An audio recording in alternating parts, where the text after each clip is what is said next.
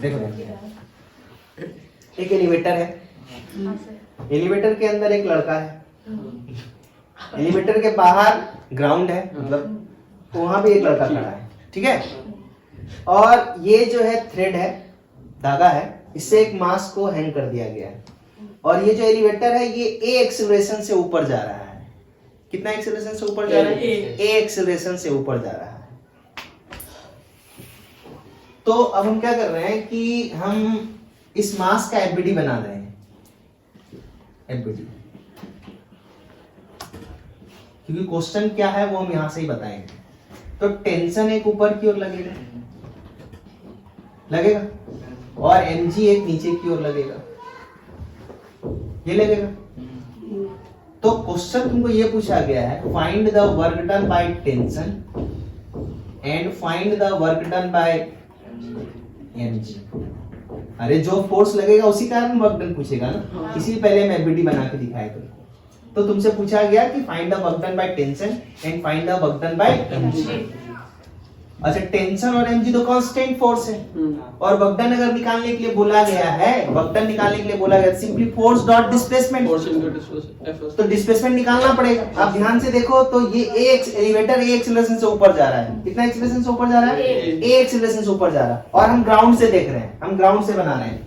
मतलब ये वाला पर्सन 1 है और ये पर्सन 2 है, तो हम पर्सन 2 के रिस्पेक्ट में हम वर्क डन निकाल रहे हैं। मतलब ये 2 वाला। अब ध्यान से देखो डिस्प्लेसमेंट, तो S बराबर ut plus half AT square हम अप्लाई करेंगे। जब भी कांस्टेंट एक्सेलरेशन होता है तो kinematical 3 equation of kinematics is valid. S बराबर ut plus half AT square, B बराबर u plus AT and B square बराबर u स्क्वायर प्लस 2as। तो यहाँ पर हमको चूंकि डिस्प्लेसमेंट निकालना है इसीलिए हम S बराबर ut plus half AT square apply किए, ठीक है, ut plus half AT square apply किए। अच्छा, और इस क्वेश्चन में ये भी पूछा गया है कि find the work done by tension and find the work done bye mg in time t, in time t समय में बताइए कितना वर्क डन करेगा, ठीक है। तो हम पहले डिस्प्लेसमेंट निकालेंगे, तो s बराबर ut plus half AT square. Initially जो है सिस्टम जो है एलिवेटर जो है वो a एक्सेलरेशन से एक्सेलरेटेड है, ठीक है। अब समझना इस बात को, कभी भी एलिवेटर में अगर तुम चढ़े होगे, मान लो, समझना इस बात को, जैसे मान लो कि एलिवेटर के अंदर इन किए और ऑन किए कि हमको नंबर 3 फ्लोर पे जाना है, ठीक है। तो वो जैसे तुम ऑन करते हो, दरवाजा बंद करते हो, ऑन करते हो, एलिवेटर ऊपर जाना शुरू करता है ना। तो एक्सेलरेटेड है तभी तो ऊपर जाना शुरू किया। क्यों? क्योंकि उसका खुद का mg तो नीचे एक्ट कर रहा है। और एलिवेटर में क्या होता है, केबल लगा होता है जिसको कि हम लोग केबल मतलब समझो रस्सी, अच्छा रस्सी लगा होता है, मजबूत, हाई क्वालिटी का, नहीं तो टूट जाएगा। तो वो उसमें टेंशन लगा, यानी mg से ज्यादा है टेंशन तभी तो ऊपर जा रहा है, यानी वो एक्सेलरेटेड है। अब सोच के देखो, जब एलिवेटर के अंदर तुम घुसे तो और जैसे तुम ऑन किए, बंद हुआ दरवाजा, जैसे तुम नंबर 3 ऑन किए, एलिवेटर जस्ट जाना शुरू किया, तो जस्ट उस समय इनिशियल वेलोसिटी क्या था? 0।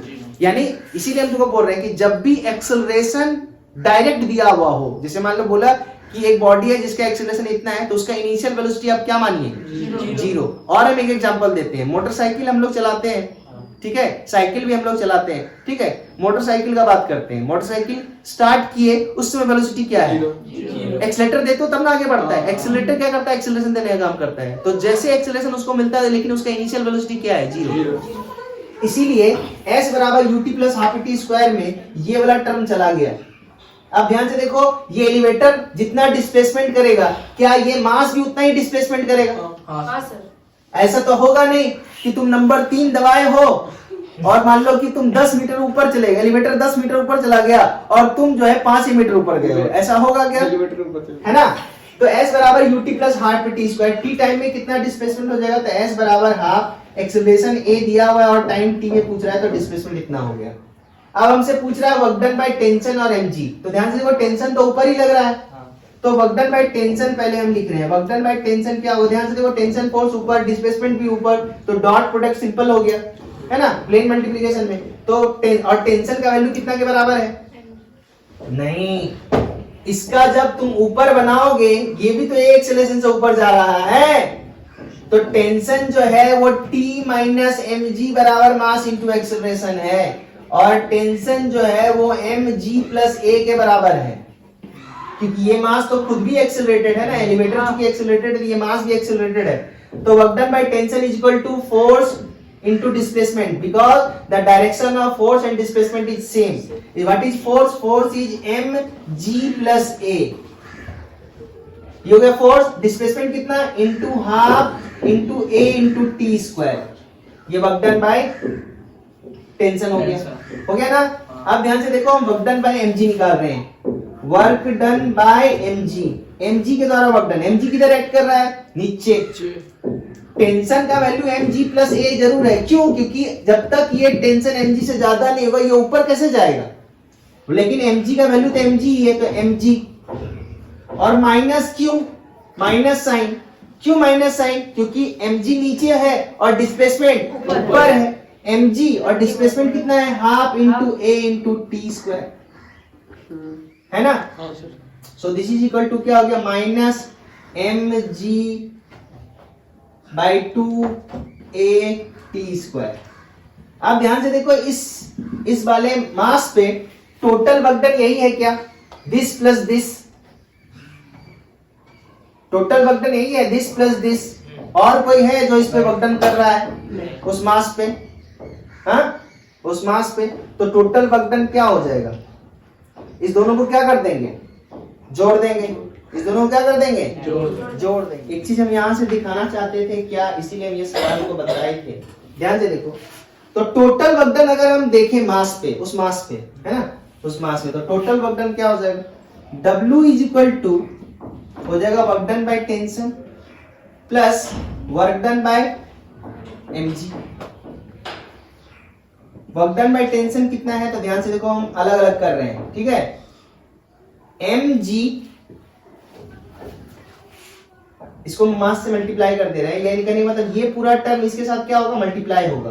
तो ध्यान से देखो, m by 2a t square into g, m by 2a t square लिख दिए पहले, ठीक है, into g plus m by 2a t square into a। तो a इंटू a स्क्वायर, कोई दिक्कत नहीं। ध्यान से देखो, ये m by 2a t square g, और वो है तुम्हारा m a t square g by 2, है ना। देखो ध्यान से, ये वाला टर्म और ये वाला टर्म मैच कर रहा है, एक माइनस है और एक प्लस है। तो टोटल वर्क डन कितना आ जाएगा? ये वाला टर्म वो वाला टर्म तो कैंसिल हो जाएगा, तो टोटल वर्क डन आ जाएगा half m a square into t square. ये टोटल वर्क डन आया, टोटल। अब तुम यहां से वर्क एनर्जी थ्योरम को वेरीफाई कर सकते हो।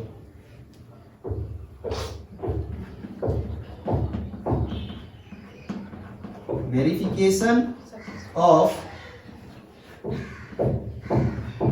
Work energy theorem. Work energy theorem क्या कहता है? Total work equal to change in kinetic energy. तो ये काइनेटिक एनर्जी होना चाहिए था, ये होना चाहिए। तो हम देखो काइनेटिक एनर्जी निकालते हैं, चेंज इन काइनेटिक एनर्जी।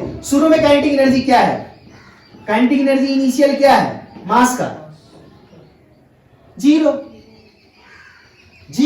क्योंकि इनिशियली एलिवेटर जो है अपवर्ड डायरेक्शन में एक्सीलरेटेड है, इसीलिए उसका जब एलिवेटर का इनिशियल वेलोसिटी जीरो होगा ना, तो मास का इनिशियल वेलोसिटी क्या होगा? जीरो। यानी इनिशियल काइनेटिक एनर्जी क्या है? जीरो।